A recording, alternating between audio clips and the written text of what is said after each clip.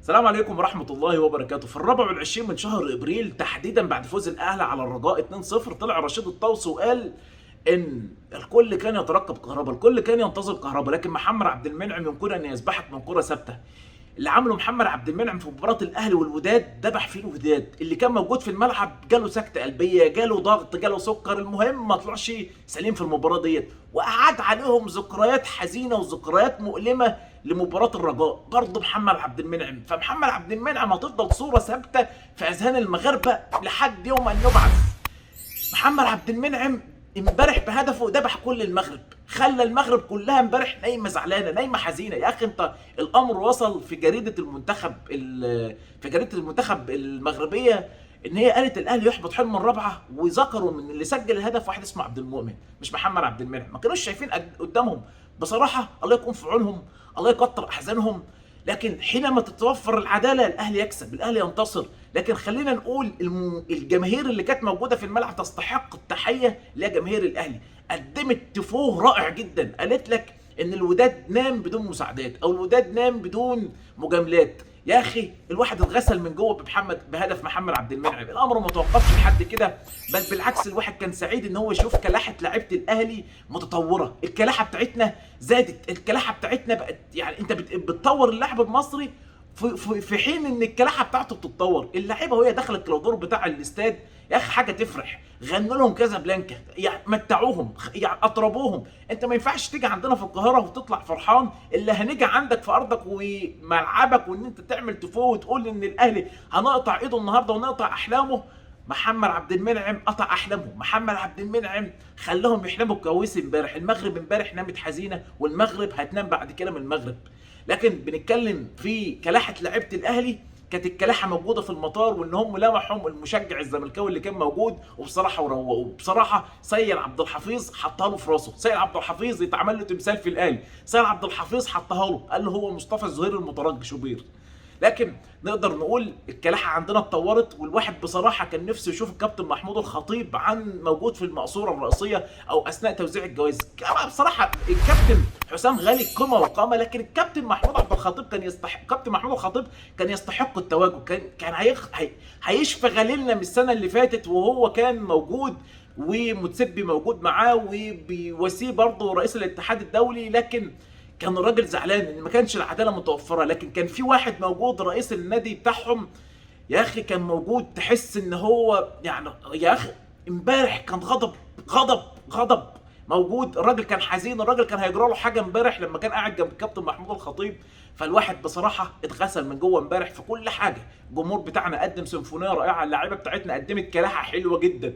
امبارح الشناوي كان نفسه ياخد انذار وبملاك يجي له، لكن ما حصلش. لكن بصراحه روقناهم، هم كانوا بيناموا، لعبتنا ظبطتهم في الدقايق الاخيره، ولعبتنا ورتهم الكلاحه الحق. احنا كنا بنروح المباراه ديت واحنا ما عندناش الكلاحه، كنا بنروح المباراه ديت واحنا غلابه، كنا بنروح ابيض يا ورد، كنا بنروح وبيضحك علينا. لكن امبارح احنا الحمد لله ربنا كرمنا بهدف وطلعناها عليهم.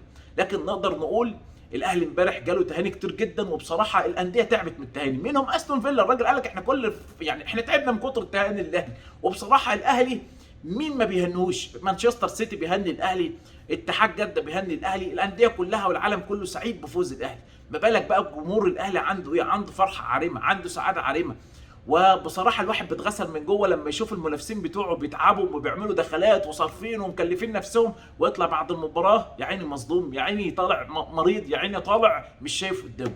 فهنيئا للاهلي بالانتصار وفرحته، ومبروك للوداد الحزن والهزيمه المؤلمه عليهم، وربنا يكتر من احزانهم، ربنا يكتر من احزانهم. لان احنا اتظلمنا حتى في مباراه الذهاب، الحكم لا يمكن ان ننساه ابدا. واحد يعني راح انفراد وماسك الكره بايده، ولكن ما فيش اي حاجه من ديت او اي عداله موجوده، العداله كانت غايبه. لكن ربنا كرمنا امبارح، ربنا كرم كل الاهلاويه، فمبروك للاهلي. عم كولر يستحق الفوز. عم كولر امبارح في قبل المباراه كان عنده حته لقطه كلاحه مع فاندن بروك. الواحد بصراحه سعيد ان فاندن بروك امبارح ما كانش شايف قدامه. الراجل حتى بعد المؤتمر الصحفي الراجل كان مصدوم، الراجل كان وشه احمر من كتر ما الهزيمه كانت عليه. لكن نقدر نقول الاهلي بيأدبهم، الاهلي بيعلمهم الادب.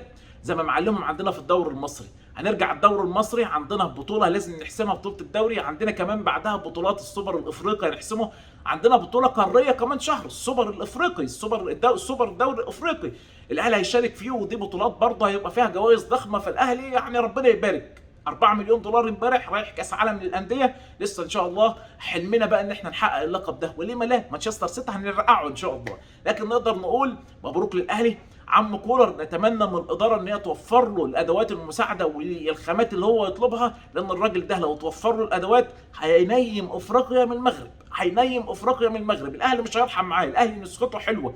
كمان الراجل كان عنده يقين الاهلي هيكسب، كان عنده يقين ان الاهلي هيسجل، والاهلي راح وسجل، والحمد لله ربنا ما خيبش ظنه، والحمد لله ربنا كافئه. ودي هتفرق معاه معنويا الفتره الجايه بفروقات كبيره جدا. كمان الراجل اتعود على افريقيا، عرف افريقيا، حفظ افريقيا.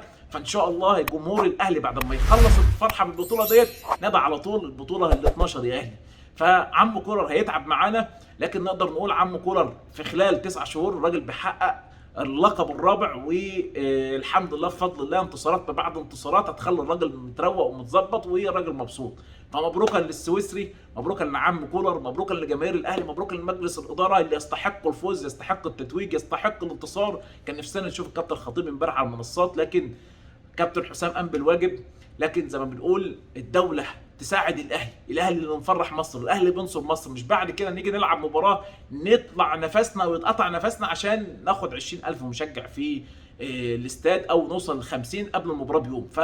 هتفرق معانا كتير جدا ان احنا نوفر طاقتنا. كمان الاستاد اتفتح يا جماعه يعني متاخر شويه، مش من الساعه 9 الصبح. الجمهور بتاعنا بيفرهط في اخر المباراه، لكن الحمد لله انتصار مهم جدا. ربنا يكتر انتصاراتنا، ربنا يسعد انتصاراتنا، نشوف دايما الاهلي شامخ منتصر باذن الله.